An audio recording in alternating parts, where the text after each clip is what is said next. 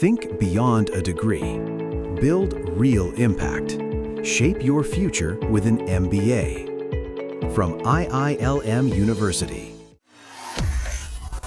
मुंबई का मेयर कौन बनेगा? नतीजों में भारतीय जनता पार्टी और शिवसेना शिंदे गुट को मेजॉरिटी मिली है, लेकिन अभी तक मेयर पद पर सस्पेंस बरकरार है। बरकरार रहने की वजह यह है कि शिंदे अपने पार्षदों के साथ होटल में कैद हो गए हैं, बैठक कर रहे हैं।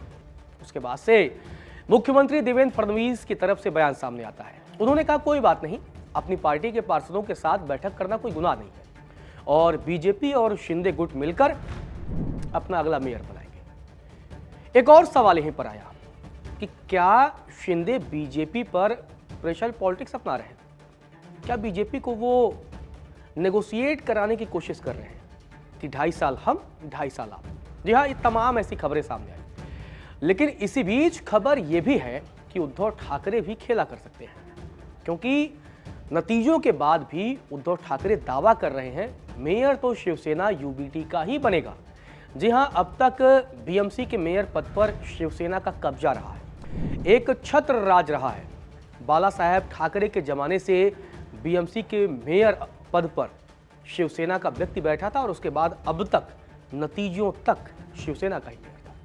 इसीलिए अब उद्धव ठाकरे दावा कर रहे हैं। आंकड़े क्या कहते हैं? सस्पेंस बरकरार क्यों है और मुंबई का मेयर कौन बनेगा?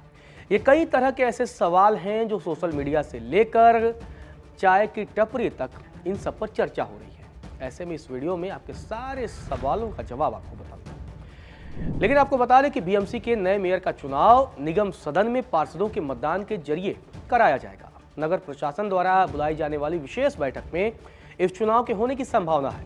वहीं सूत्रों से जो जानकारी सामने आई है कि मेयर और उप महापौर का चुनाव 28 जनवरी 2026 को कराया जा सकता है, मतलब अभी थोड़ा वक्त है।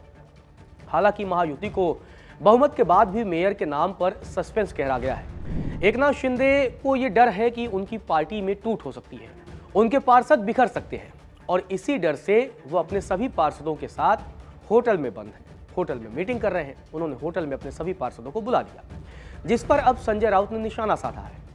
और वहीं उद्धव ठाकरे अब दावा कर रहे हैं कि मेयर शिवसेना यूबीटी का बना है। अब आंकड़ों पर अगर नजर डालें तो इससे पता लगेगा बीजेपी गठबंधन में अगर जरा सी फूट होती है तो खेल खराब हो सकता है। मतलब जीती हुई बाजी भी बीजेपी और शिंदे गुट हार सकती है, क्योंकि बहुत बड़ी मेजॉरिटी नहीं आई है। मेजॉरिटी तो आई है लेकिन बॉर्डर लाइन पर। इसीलिए बीजेपी और शिंदे गुट सतर्कता बरत रहे हैं। उन्हें डर है कि कहीं कोई खेला ना हो जाए। मेयर के लिए जादुई आंकड़ों की अगर हम बात करें तो 227 सदस्यों वाले बीएमसी में 114 बहुमत का आंकड़ा होता है। भारतीय जनता पार्टी ने 89 सीटें जीती और शिवसेना ने 29, और इन दोनों को मिलाकर 118 सीटों पर एनडीए या महायुति जो भी कहे उनको जीत मिलती है, यानी बहुमत से 4 ज्यादा।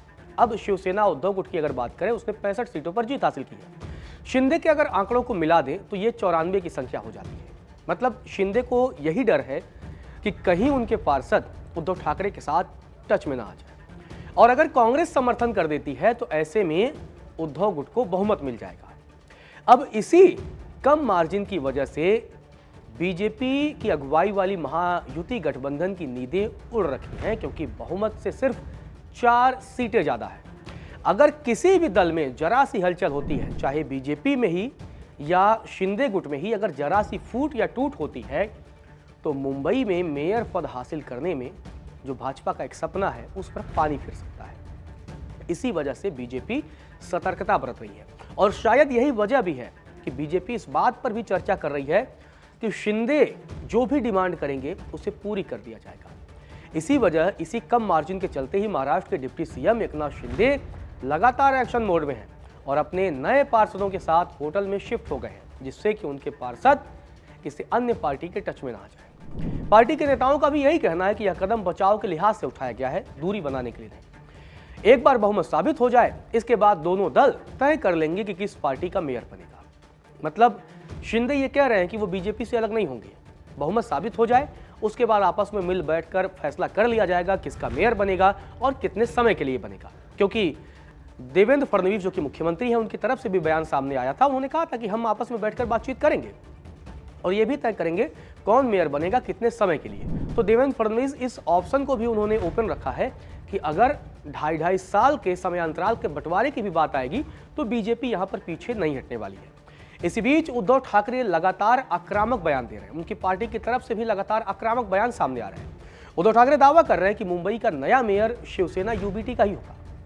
इस बात की वजह से शिंदे और भाजपा दोनों खेमों में बेचैनी इसलिए है कि क्या उद्धव ठाकरे किसी प्लानिंग के थ्रू ये सारे दावा कर रहे हैं हवा में, लेकिन राजनीति में कभी भी बयानबाजी को हल्के में नहीं लेना चाहिए। इसीलिए बीजेपी और शिंदे लगातार उद्धव के बयान को गंभीरता से ले रहे हैं। इसी बीच ऐसी भी खबरें सामने आई हैं कि बीएमसी चुनाव में जो सबसे ज्यादा सीटें जीतने के बावजूद भारतीय जनता पार्टी खुश नहीं है। इसकी वजह है चुनाव से पहले हुआ सीट बंटवारा। बताया जा रहा है कि भाजपा ने शुरुआत में 155 सीटों पर लड़ने का फैसला बनाया था। इसके लिए उसने प्लानिंग भी कर ली थी। बीजेपी को अनुमान था कि अगर 155 सीटों पर हम लड़ते हैं तो 120 से 125 सीटें आसानी से जीत जाएंगे। ऐसे में हम अकेले दम पर बहुमत में आ जाएंगे। लेकिन शिंदे लगातार सीट बंटवारे में आक्रामक भूमिका निभाते रहे और अपने लिए उन्होंने 91 सीटें मांगी। ऐसे में भारतीय जनता पार्टी के पास केवल 137 सीटें बची। ऐसे में 137 सीटों पर लड़कर भाजपा को 114 से ज्यादा यानी बहुमत हासिल करना मुश्किल था। भाजपा को फिर भी उम्मीद थी कि कम से कम 110 सीटें के आसपास हम जीत सकते हैं। इसके लिए बीजेपी ने प्लानिंग बनाई, लेकिन बीजेपी को जीत मिलती है सिर्फ 89 सीटों पर। ऐसे में बीजेपी 89 सीटों पर सिमट कर रह गई, बहुमत से काफी दूर। ऐसे में बिना शिंदे गुट के भारतीय जनता पार्टी अपना मेयर नहीं बना सकती है। अब देखना दिलचस्प होगा कि बीजेपी और शिंदे जब साथ बैठेंगे तो मेयर के नाम पर किसके नाम पर फैसला लेंगे और क्या 2.5 साल के अंतराल वाले मसले पर भी चर्चा करेंगे या नहीं, ये देखना दिलचस्प होने वाला है।